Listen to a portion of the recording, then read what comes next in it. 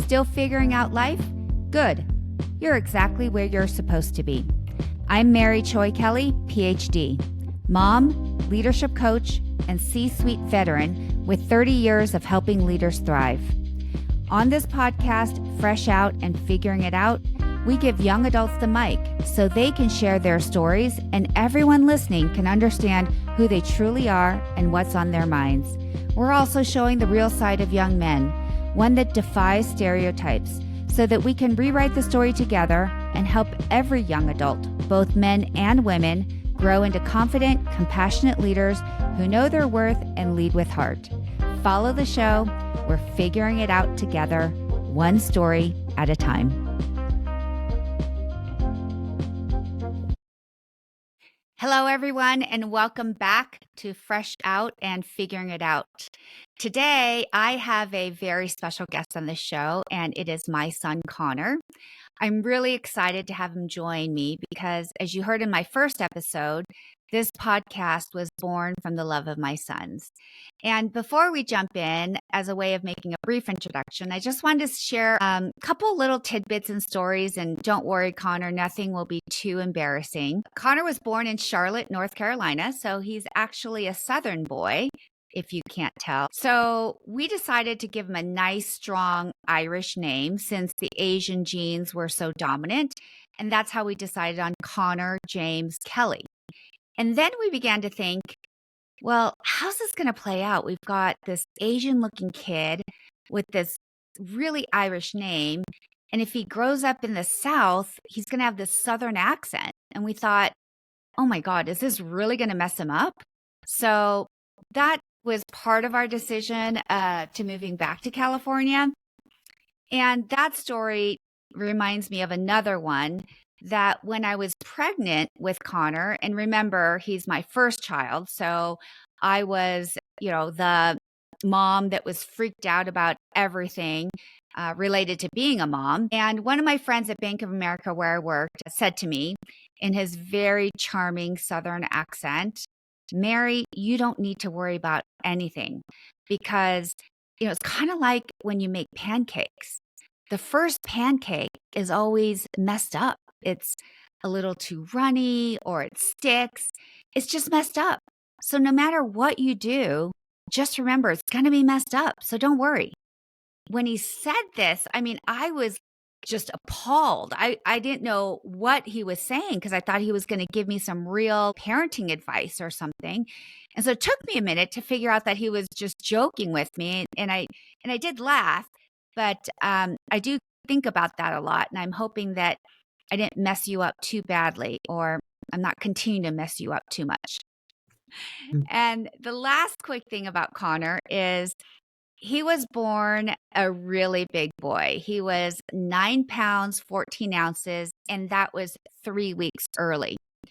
I gained 65 pounds during the pregnancy. I was huge, and he was huge. After he was born, when we went to the doctor for all the checkups, he was never on the growth chart. Like he was over the growth chart. Like his weight and height was never on there anywhere.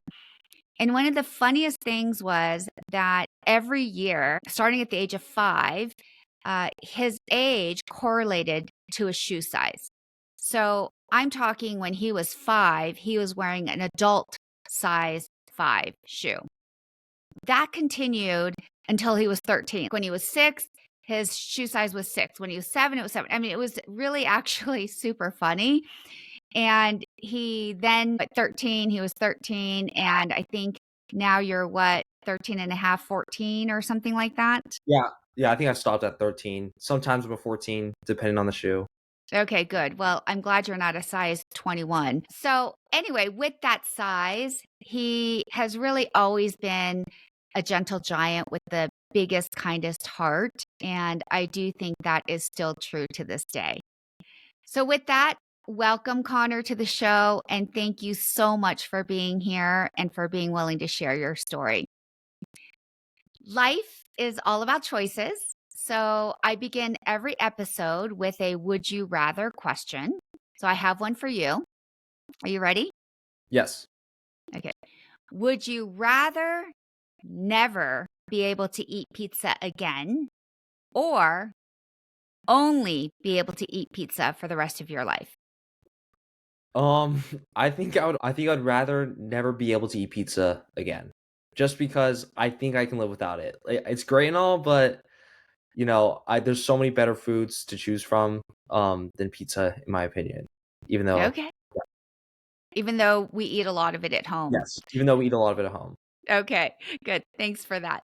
All right, so welcome. Let's just jump into it, Connor. So tell us a little bit about yourself. I'm a student at Boston University, studying econ. I'm also a Division One rower, so I row for BU, which is awesome and like a dream come true. Yeah, and then I grew up in Newport Beach, lived there till I was like 10 years old. Then we moved to Las Vegas, which was also such a like at first I was like, oh, like wow, we're leaving like the best place ever, but honestly, like Las Vegas has been awesome as well growing up there. Sports has always been like a really big part of my life and really love basketball. That's like definitely like still my favorite sport, even though I'm rowing. Played pretty competitive basketball growing up, which was super fun. A lot of long weekends like traveling to California. All I don't over the place. We went yeah, to all over the place, Portland. but We like were all over. I don't think we had like a weekend off for like majority of the year because we were just like in a car or like on a plane traveling to basketball tournaments, which is like super fun but like pretty exhausting. I still played basketball. I was a captain of my basketball team in high school, which was also like once in a lifetime experience. And yeah. Sports has definitely dominated our life. It's just sports 24/7, which actually I really do love. I grew up with two brothers, so I've always loved the game and understanding the game and all that. And I have to tell you, those were really the best times. The Mhm. traveling, the watching you guys play, both you and Pierce. And I will never forget your last high school basketball playoff game. And after 13 years of watching you play basketball, it was really hard. I mean, I know it was hard on you, and as a parent, it was so hard just sitting in the stands. It was a really close game, and then you could watch the time and the clock run out and the buzzer just it ended. And then we just sat there with the other parents going, "Wait, it's over. Like, what do we do now?"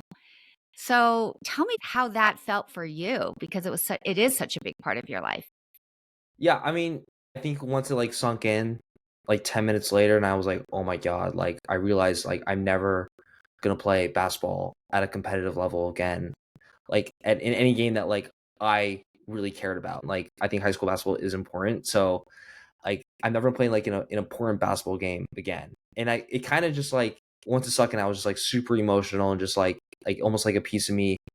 Like I lost like a piece of myself because I just wasn't going to play that sport. But also like basketball was a huge part of my life. But like what I really enjoyed about it was like kind of just like the relationships I built throughout the years in high school. Like we were, our team was really close. Like 8 or 9 seniors on the team, and we've been playing basketball with each other since freshman year. Just like pick up, like I think we were definitely more of a team the whole time we were at Thatcher. So it was really awesome, and like kind of the bond we built like throughout those 4 years in high school was just like it was awesome. And having that like taken away was definitely like extremely hard. And definitely, like something I look back on like I'm just super happy it happened now.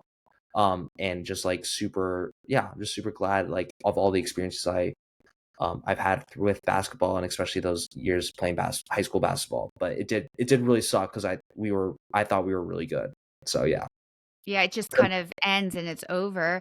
And I'm glad you brought that up about the bond and camaraderie you built with your team because in my last episode, we talked a lot about men and how men are less likely to build deep relationship and bonds when compared to women. And the exception really is when they have something in common, like being on a team or in the military, for example. And in those cases, we see that men build incredible bonds and have incredible support for one another. So, one of the real benefits of playing team sports as a young man is learning to give and receive support and build those strong emotional connections. There's a lot of research that says that the quality of people's relationships and how emotionally connected they are is one of the biggest predictors of a long and healthy life.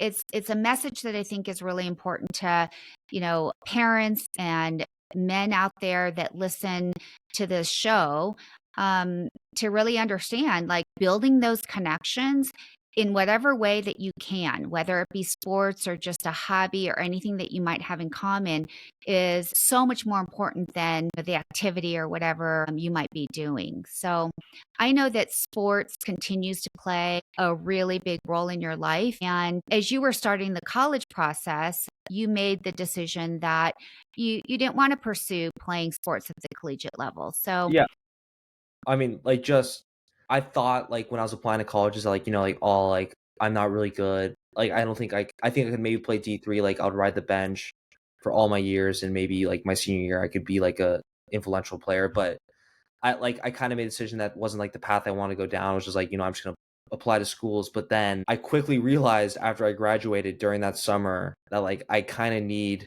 something like what you just talked about, finding, like, a community, and all my communities have been through sports, and just, and, like, finding that common goal, or just, like, working together and working hard at something, like, that's just where I find passion and joy. So that's kinda what led me to, start rowing, like, in college. So tell me about that. So you decided to go to George Washington University. We were super excited about you being in DC. I lived in DC in my early 20s, and it was quite reminiscent when we were, moving you in, and really loved that city. So talk about how you ended up picking up rowing in college. Yeah, I mean, first of all, like, George Washington's, like, such an awesome school. Like, being that, like, integrated into the city was, like, unbelievable. So I was super excited for that, but then my dad was like, "You should just, like, try rowing. Like, it's kind of you kinda have the build for it. Like, you're strong, you kind of like you're athletic, like, you should be fine." And I was like, "Okay." Like, so I reached out to the rowing team before I went to school there, before was on campus. Like, "Hey, like, this is like, I'm interested in joining." They're like, "Yeah, like, just, like, come practice." Like, they were super inclusive. They were a club team. They just got recently cut, from Division 1 sports, so they had all their, like, Division 1 guys still there, which was, like, really cool atmosphere to be part of, to see, like, how Division 1 athletes work, even though it was a club team, so I got to see it, like, firsthand. So I essentially, yeah, I started rowing. I just wanted to try it out for, like, a month to see, like, what it's like, and I kind of fell in love with it, where I was doing, I was really strong. Like, I was seeing some really good success in the beginning. I was like, okay, like, I think this is a road that I want to go down. And it's definitely a decision and a commitment you have to make to yourself, because you can't, there's no half ass with rowing. Like, you're waking up at 6 a.m. There's literally no point of doing the sport if you're not committed, because it's just a waste of time if you to put that much work into, just to, like, phone it in, basically. Yeah, well, that's what we thought when you first said you were going to try it, which was great. And both dad and I were like, let's see how long this lasts. He's a freshman in college, he's in the middle of DC, having fun, and to get up and be on the water at what, 6 or 7 in the morning, 6 days a week. Let's just see how this goes. And, we knew nothing about the sport, of course. And one of the first regattas that you were in was televised. And I learned so much from the announcer, because he was talking about, I think it was called the novice race, which is the race that you were in. It was people that are new to the sport. And he was just kind of buying time as the race was getting kicked off. But he shared so much information. He said, this is my favorite race. I love watching this race because rowing is oftentimes considered a second chance sport. He goes, there's a lot of great athletes that go to college who decide not to play basketball in college or other sports because they don't think they're good enough. And then they join rowing and they find that they love it. And then they turn into Division 1 athletes, and then they pursue the Olympics or other things. And it's just this great thing to watch. And I remember your dad and I listening to this going, wow, I mean, that sounds like Connor's story. That could be him. Not that we had any expectation at all, because at that point we didn't even know if you were going to continue doing it. But it was really interesting to hear about that. So, you started at GW and now you're at Boston University. So connect the dots for us. It's kind of a story, but essentially I completed my first year at GW, my freshman year. I spent the whole year rowing, went to the club national championships. During the summer, I was like, I think I want to my freshman and sophomore year, I was like, I think I want to pursue this at a higher level. So my coach told me, he's like, yeah, like I think you can do this if you committed to it. So I was like, okay, like I think I'm gonna try this out. And essentially I got recruited as I was moving into GW my sophomore year to University of Washington. So that was kind of like it was happening all really quickly, and it was like the first week, and my mom was still there with me, and we're like talking through like holy shit. Like just to give context, like UW is the best school in rowing, like super historic. Like I don't even know how many IRA national championships, but like it's over 20. It's like 17 or something like that. And they were like they want me to go to the school. It was a lot to take in as I was starting the year because I really liked GW. Like I was really comfortable. I was living with like four of my best friends. Really good situation. I was like one of the best on the team at like GW in the rowing team. Um, Having a lot of fun. So it was like really hard to like be like am I really gonna leave this college experience that I'm like truly enjoying to like just like this huge risk where there's a lot of unknowns and for the sport. And ultimately I kind of was like, yes, I do, if I'm gonna do this at like a full commitment level, like I want to proceed this out fully. And at the end of the day, like I think that was the right decision. But that's kind of how I got recruited to go to UW. Yeah, it was interesting watching you go through this because I was there when it was all happening. As your mom, I was like, well, how could this be a tough decision? I mean, you said you wanted to row at a higher level. You get recruited by one of the best programs, if not the best program in the country. And so, what's the problem? And you really, really struggled with it. In my mind, I was like, well, be careful what you ask for because you asked for it and now you have it and you're considering not doing it. It was, It was a major risk. Like yeah. from my perspective, like it was, I just started this like a year ago. Like I kind of didn't really know, like I honestly like didn't know how any of this would work out. And it was just, it felt, there's a complete, like a lot of unknowns. And so it's just like, it just felt really scary. Like at the time, definitely like going through the process. Definitely. It was a lot of unknowns. And even, for us, we had no idea what it meant to be recruited into a athletic program at a college. We didn't even know what kind of questions to ask or what have you. So you made that decision. And then what happened? I mean, I made a decision to leave GW so basically I left after that semester in December. So I only did one semester at GW. I finished that out, and then I a part of that was I wanted to keep 3 years of eligibility to maximize my chance of competing at like the national championship. So I took a semester off of school. And I went back home to Bend, Oregon. That's where we were living at the time. And I basically trained from like January to June at home, like just like twice a day or 3 times a day, like doing everything I can to possibly prepare to like go to this team. And I also spent the summer rowing at this like rowing under 23 program called Craftsbury, which was like really cool, where I learned how to like basically like row on the water because I was just doing like a lot of fitness stuff when I was at home. And then that's how I ended up at UW in the fall of 2024. Fall of 2024, you start at University of Washington. You're enrolled as a sophomore, and we move you into this house with a bunch of teammates on the team. And we were like all in. Like I bought head to toe purple gear. I mean, I've got purple tennis shoes. I've got sweatshirts and jackets. We're like, oh my gosh, he's at University of Washington. I mean, everyone was talking about UW and rowing because that was the year right when Boys in the Boat, the movie had launched. I mean, we were proud. We were like, wow, this is really amazing. How cool. Yeah, I mean, I was too. I was so psyched. I was really like kind of just like starstruck by all the like all the resources I was getting. Like UW's a Big Ten like powerhouse football school. Like you get the same perks as like the football players.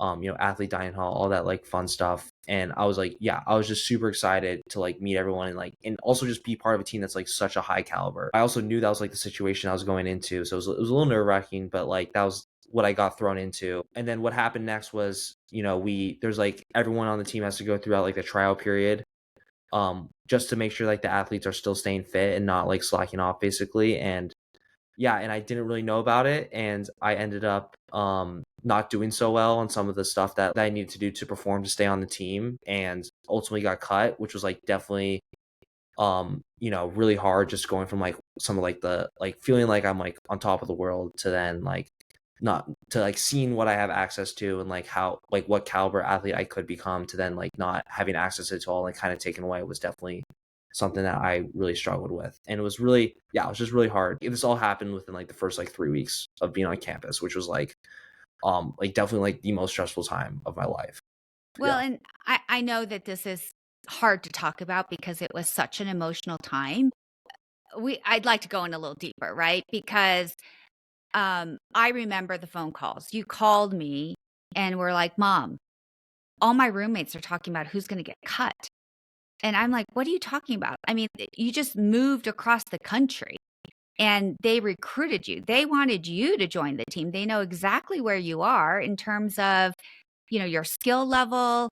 I mean, the whole idea was that you were going to come and you were going to learn and develop and grow. So don't worry about it. I mean, I remember saying that. Don't worry about it. That's not going to happen.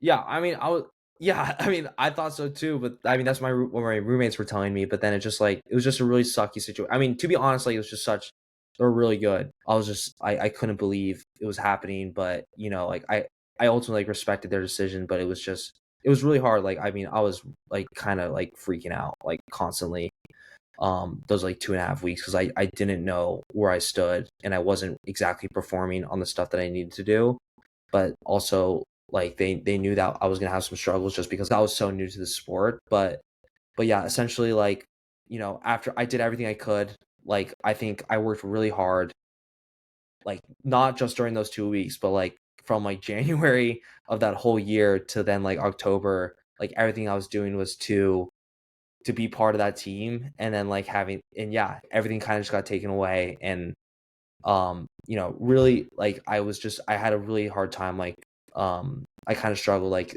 after I got cut of like what I want to do, and there's just like a lot of unknowns basically. Watching you go through that as a parent, it is probably the toughest thing to see your child in pain.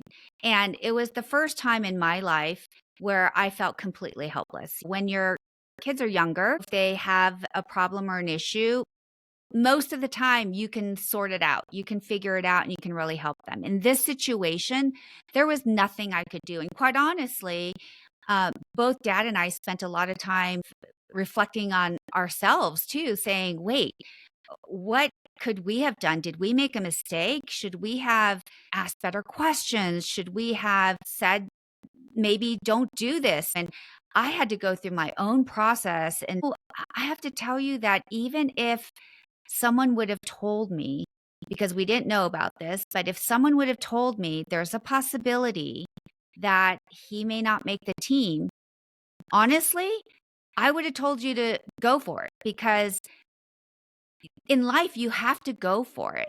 And, you said this is something you wanted to do and you have to take that risk. And it was a risk, which I didn't really think of it that way when you were making the decision. But you're right, it was a big risk. And I said, you don't want to You don't want to regret it. You don't want to sit here and think, what if? It was brutal watching you. And we went up there for family weekend and we had all these great things planned because when we planned it all, we expected you to be on the team. And then Yeah. we get there and I've never seen you like this. I mean, you're such a happy, optimistic person. And literally you were completely depressed. I mean, I don't know if there's any other way to describe it. I mean, I don't know if I was depressed, but I was definitely sad. I was pretty sad.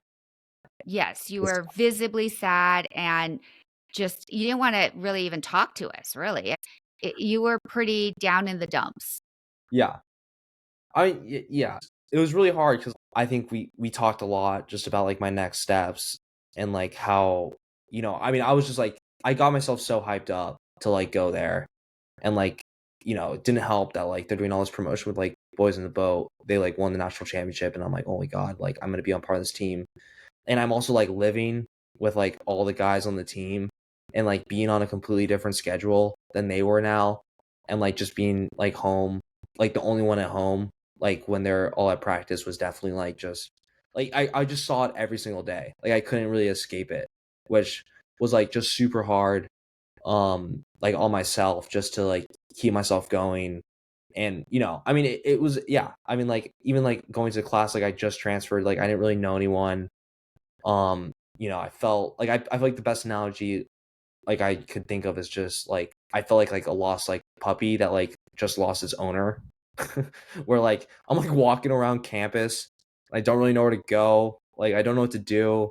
I was kinda just, like, all on my lonesome, like, trying to figure it out, for, like, the next, like, couple weeks, like, 'cause I honestly, like, didn't know if I was gonna row or, like, keep rowing or not because, like, I was like, Look, like, I tried it out, but, like, it didn't really work." So, like, I was kinda, like, really confused on, like, what to do next. You essentially went from a really great situation, you were super happy in Washington, DC, you took a risk, and then you were on the highest of highs, right? You're like, "Oh my gosh, this is incredible."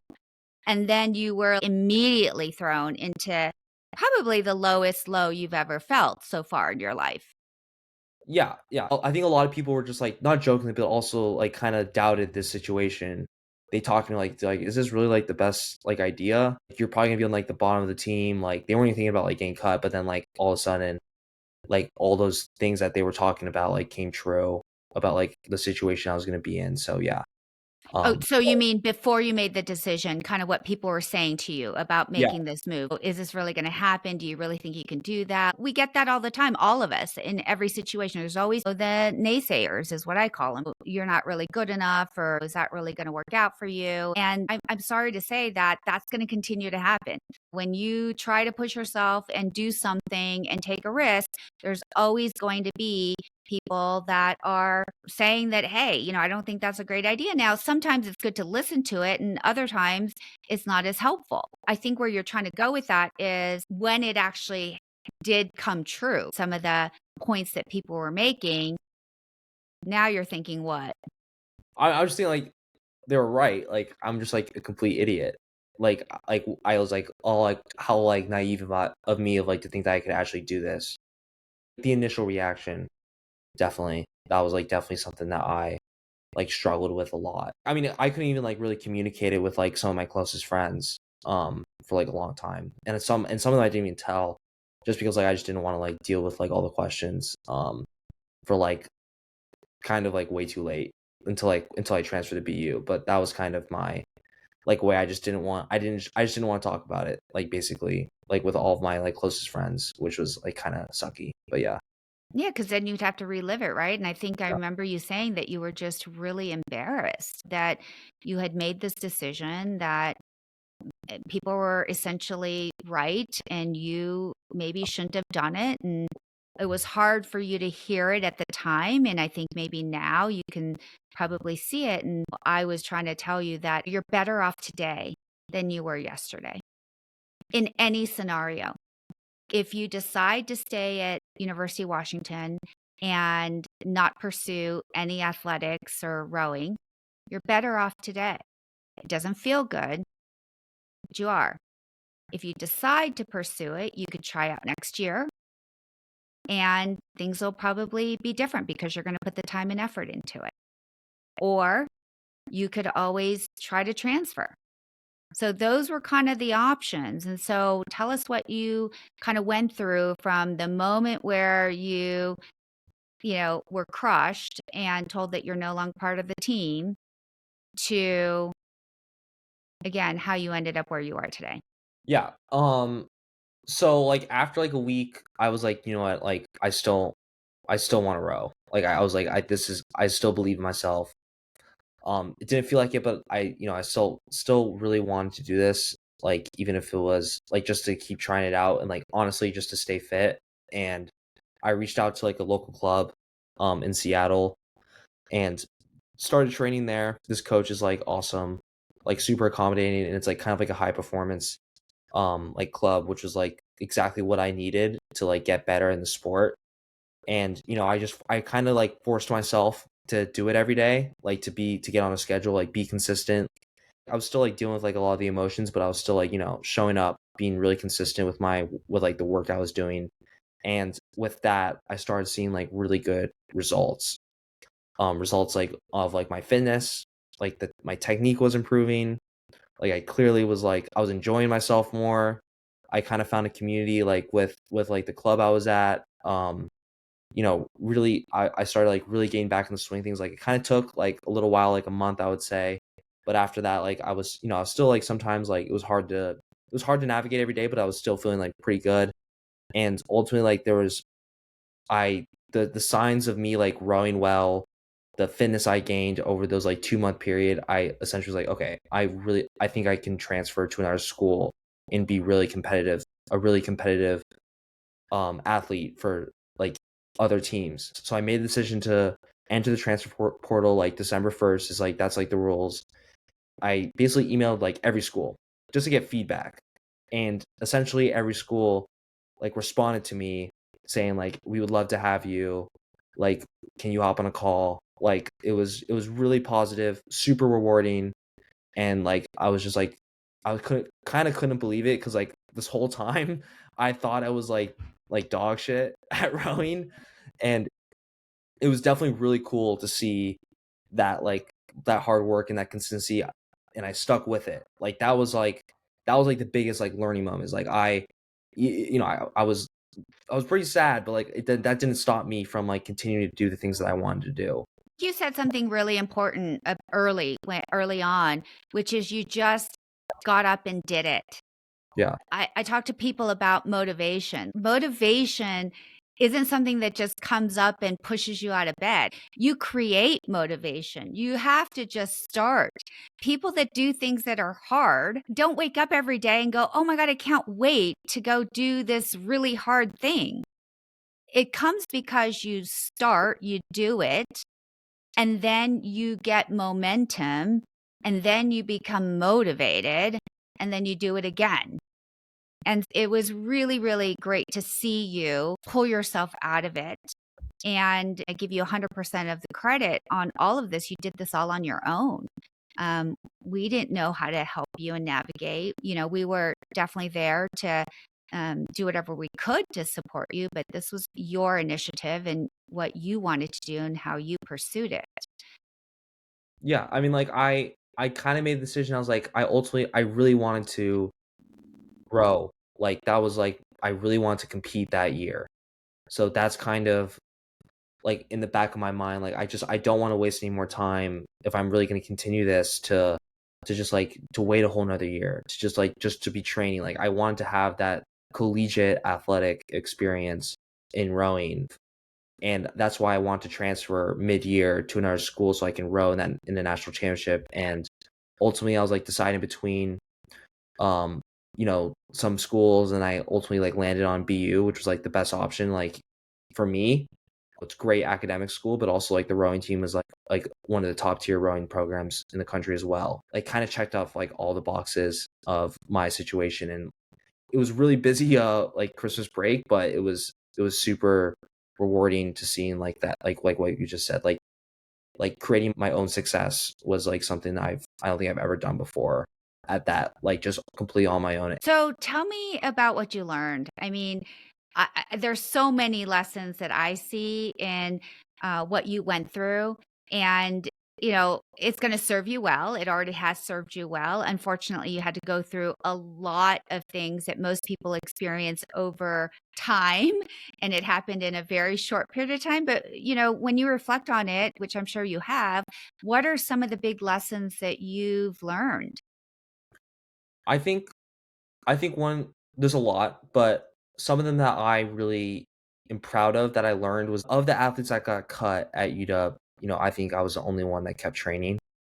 That was like, I still want to do this. Like, I didn't let this decision affect my motivation or at first I thought it would, but then I think after a week I was like, okay, I'm still motivated. I can still like, I still want to do this. So I didn't just stop. I just quit after like having seen failure. I think what I learned about myself is that like how I respond to failure. And honestly, I just like, I keep going. Like I learned to just stay disciplined, like trust, like literally like trust the process of like whatever I'm doing. Just consistency, like putting in discipline, consistent effort is like the best way to find success. And like one day, it will all come to like, you will see that progress, um, come to life. So that's kind of like the major things I've learned. There's also like, I also learned like, there's sometimes things that like are out of your control. Like there's just nothing you can do about it.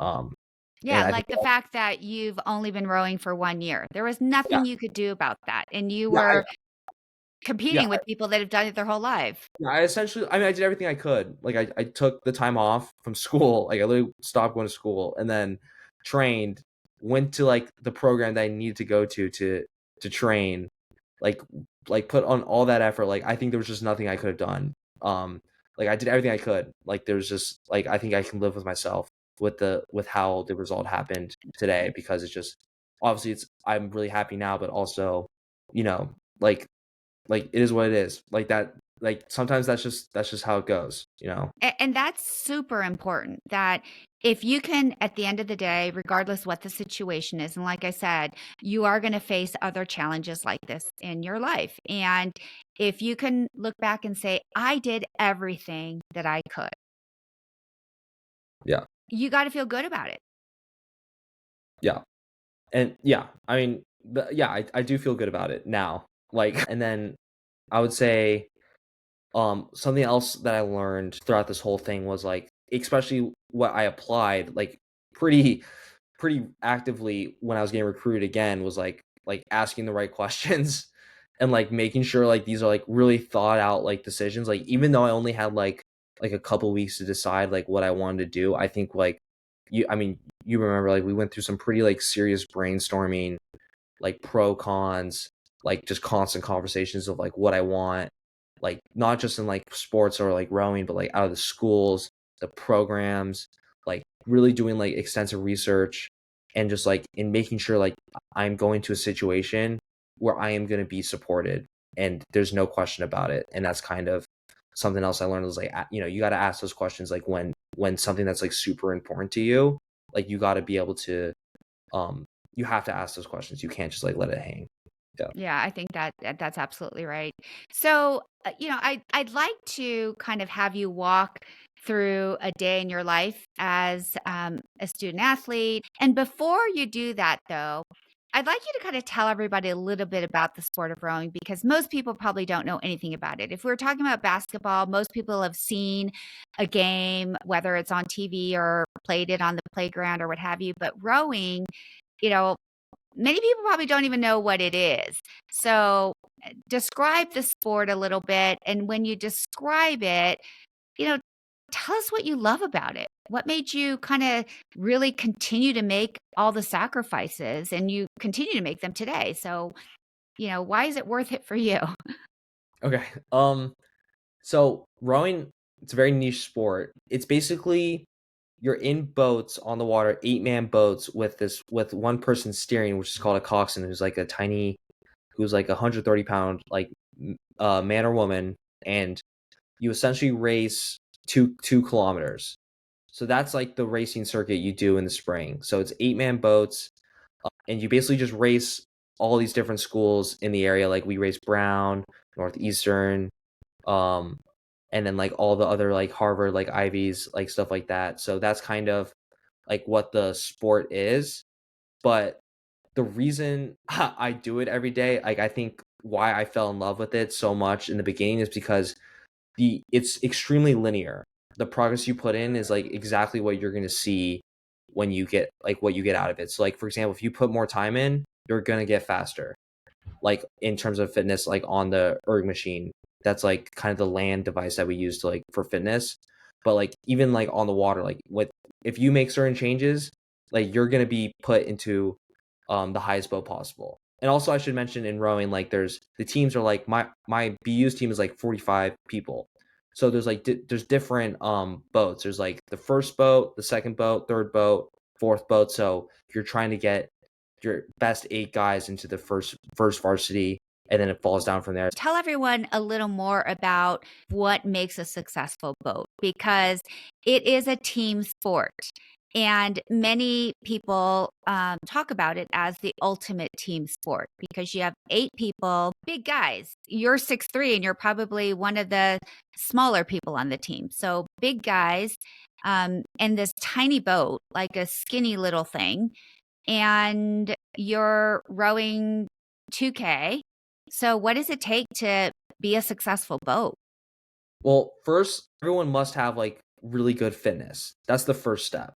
Like you have to be extremely fit. So like we spend like a lot of time like training in like cardiovascular like zones and like doing hard stuff to like prepare for these races because it is like in my opinion it is one of the hardest things you can do to your body. And I think that's like widely agreed as like the 800 meter 1600 meter like in running. I think that's like pretty comparable to how rowing is. Like it's just like it's extreme pain. You got to have like an insane pain tolerance. But so that's like the first step.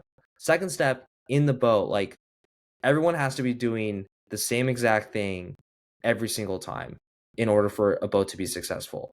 And that unfortunately is like that is the whole sport. Like that is like extremely hard to achieve.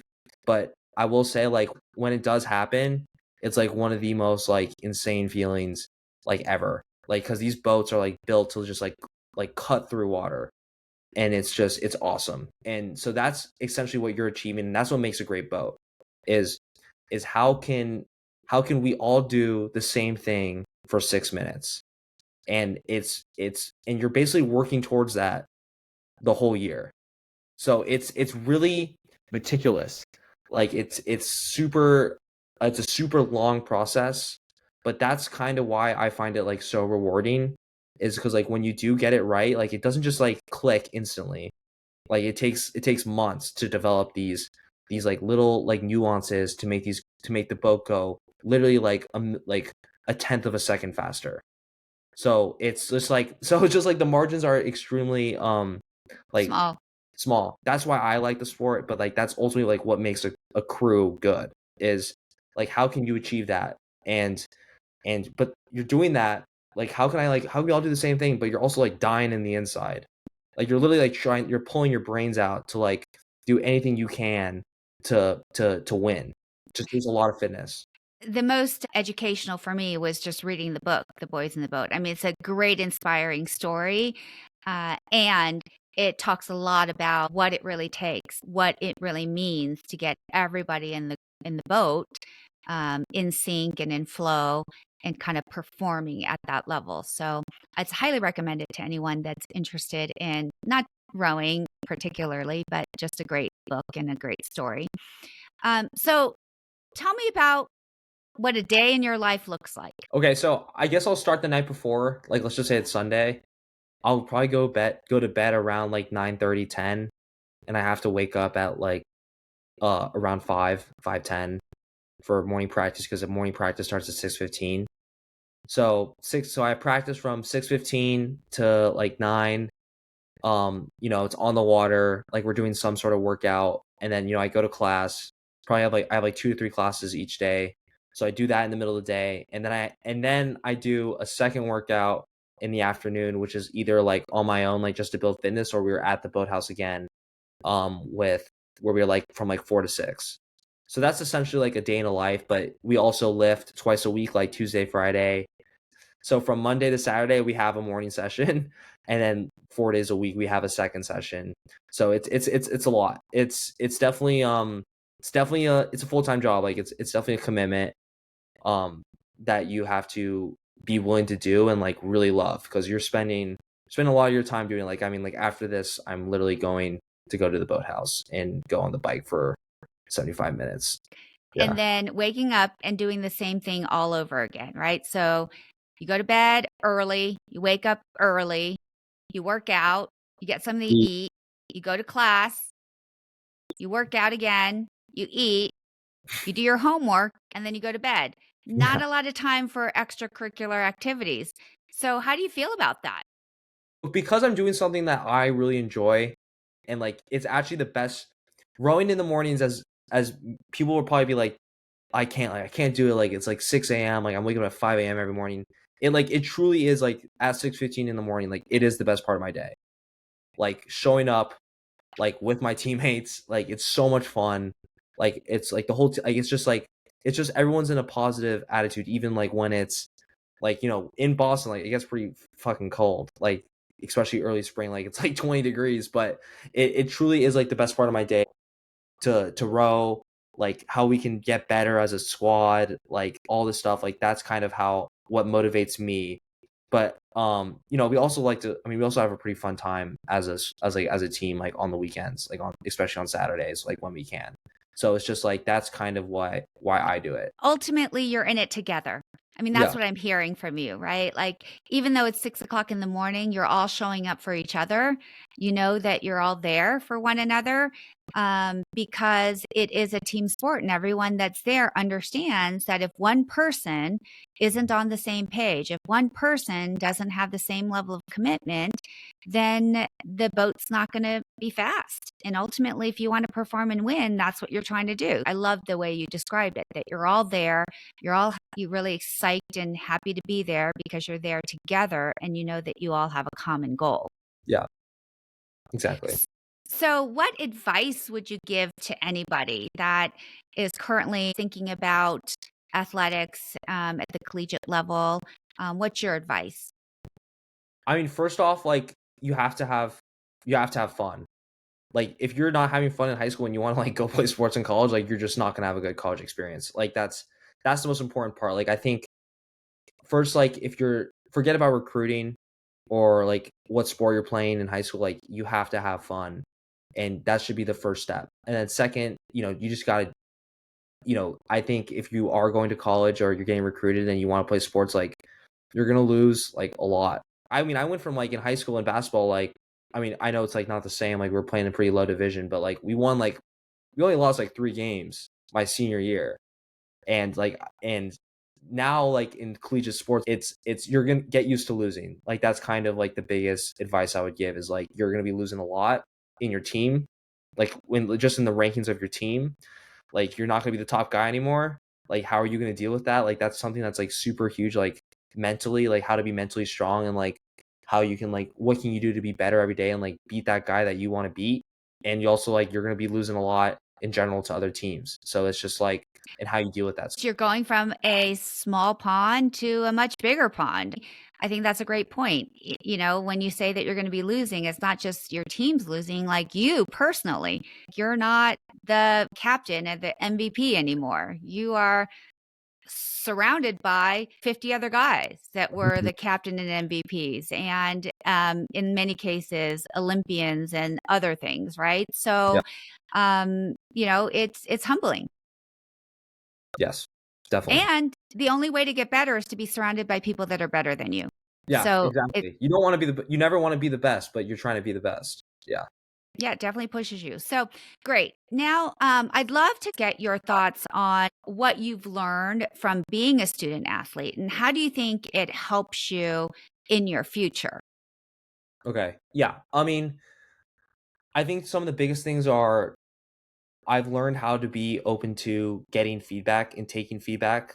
That's something I think I've been pretty good with my whole like just in athletics in general, but especially at a Division 1 level. Like it's not like the coaches are trying to win as well. Like it's nothing personal. Like and how you deal with feedback, it tells a lot about you to the coaches. Even if it's like something you don't want to hear, from a coach, like they're saying this because like they care about you, and it's really, and that they want you to get better and fix it. Like, so it's like being open to that, and like how you take it, like, yes, like take it on the chin, like, so, like, yeah, I'm gonna do better, like next time, like I'm gonna try. Like it's super important. Like I think that's one of the biggest things I've learned. And I'm just going to stop you there because, as you know, I do a lot of work with leaders and organizations. And one of the toughest things for people to hear is feedback, and being open to feedback is still something that people have a hard time with. And you said it right there. It is not personal. And if someone is taking the time to tell you and give you feedback, you need to listen because they're telling you because they care about you. It is so easy in this world to just not say anything. That is the easy way out. And if you're only getting positive feedback all the time, I'm going to tell you something. You're not getting the truth because nobody's perfect. None of us. And so there is feedback out there on how you can get better. And you need to find someone that cares enough to tell you. And so if someone's telling you, the best response, the only response you should have is thank you, because they cared to tell you. So I really want to stress that for everybody listening, around how do I get better? How do I be a leader? Be open to feedback. Mhm. And then other things that I've really learned about being a D1 athlete is like how can I be like the most coachable person? So like if, for example, like if they tell me to fix something, like you got to fix it. Like I'm not going to do like argue with them, especially like with my coach who's like a two-time Olympic silver medalist. I'm not going to really question his reasoning for me. You have to just be able to be coachable, and ultimately like just for yourself, like if someone's going to notice if you made the change that they've been wanting you to make. Like even if you're doing something completely wrong somewhere else, but like, oh, like when they look at you and they go, oh, like he's at least doing what I told him to do yesterday.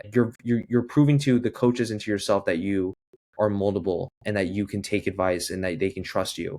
Because like that's the worst type of like athlete, is someone that's really talented but won't make a change because they think they're better than like whoever their coaches or the other teammates or whatever. And then also I would say like communication is something I've also learned a lot of, because like I said about rowing, like you're dealing with like very like small margins, and like you're trying to find that like 1% more boat speed, and it's you have to be clearly communicated with everyone in your boat, like the objectives of like your race plan, when like the technical stuff that you're all trying to work on.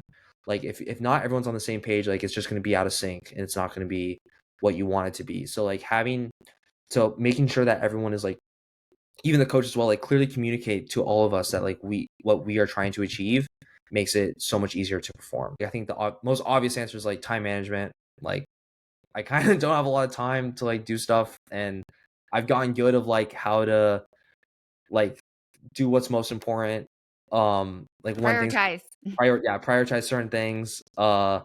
Like how to study way more efficiently. So that's kind of like the biggest one. And then I would say like how to like my last thing is like how to create a good successful team environment is something that I'm still like trying to learn how to do, but like something I think I'm definitely good at is like how can we get everyone bought in on the same message. Like that's something that's super important to me, and I think that always leads to success, is that if we can get everyone thinking like how to do the same thing, um there's just like you're not going to be stopped. And I truly believe that. So those are all great life lessons. I mean, honestly, those are things that I talk to leaders about every day. And I know you touched on this a bit. It's this idea of doing something hard and really testing your limits, because when you push yourself and you actually see that you can make progress, and it is about progress, it's not perfection, that you can make progress, that builds confidence. And confidence is so important. How you show up and demonstrate confidence is really something that I think every young person is asking themselves. I ask myself still, how can I be more confident? And it's about doing hard things, pushing yourself, and that will build the confidence and the grit and the endurance and all of those other things to keep going. I really appreciate all those lessons that you've learned, that you've shared. I've got a couple questions that I am asking every guest. So I'd love to have your answers to these questions. The first one is, what's one stereotype that you've heard about young adults, and how would you like to dispel that? Or what would you like to say about that? I would say one stereotype is, which may be true, is that I think a lot of people are like young adults are definitely lazy and don't want That's to what work. you hear? That's what I hear, but that's also like I definitely have a little bit of that in me.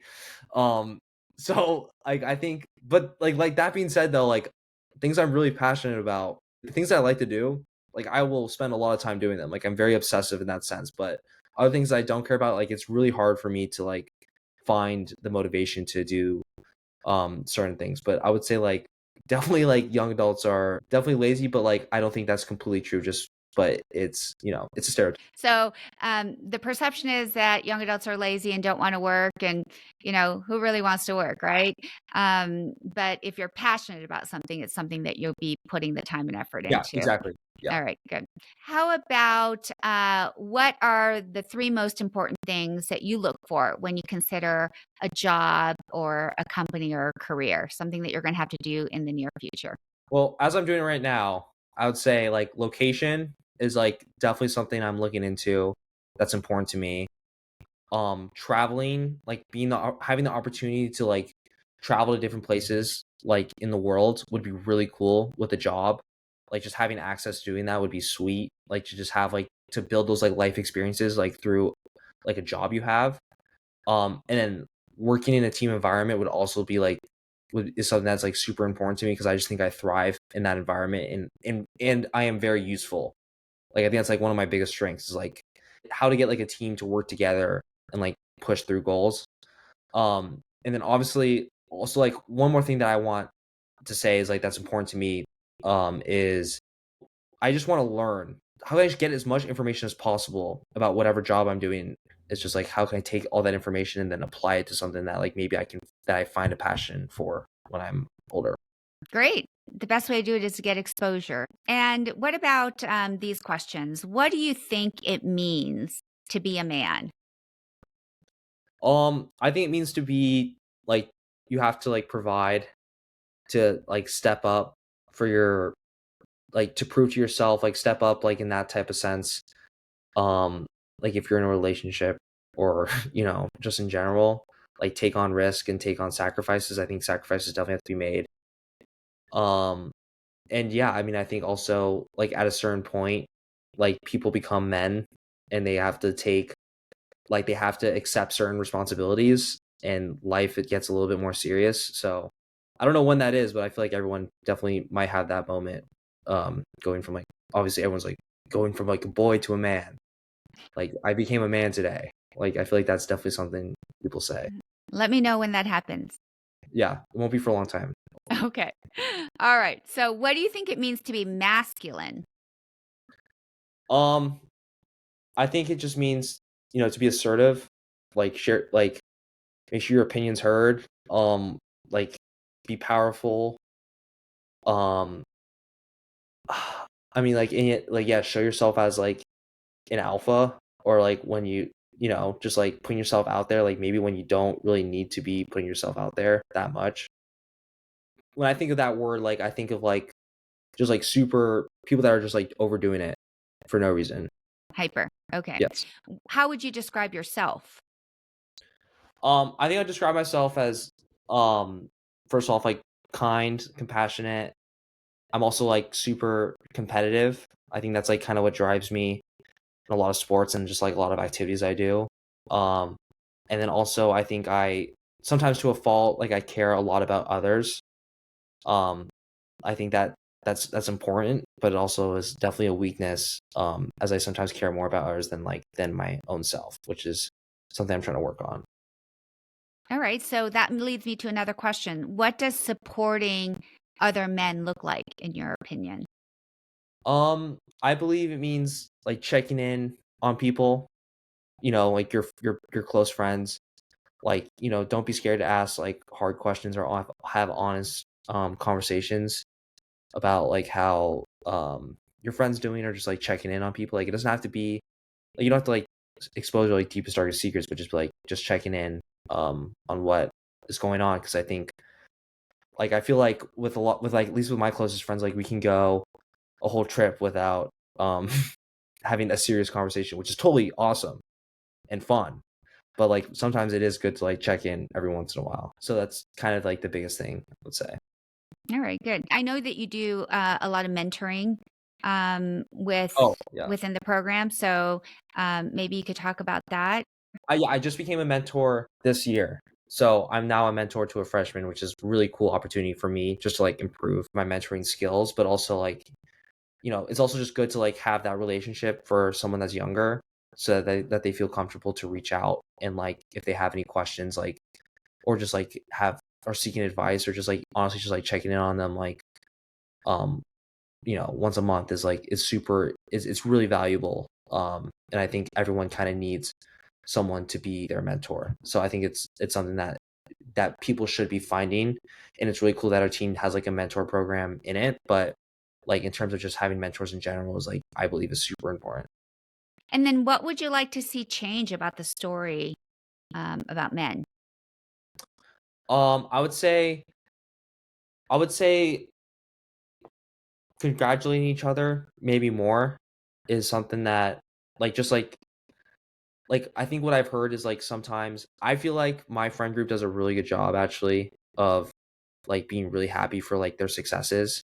Um like I haven't had like too much of experience where we're like at our char's throats or anything like that. But I think maybe in general generalizations would be just like congratulating like each other, and like yeah, I would say that's pretty much it.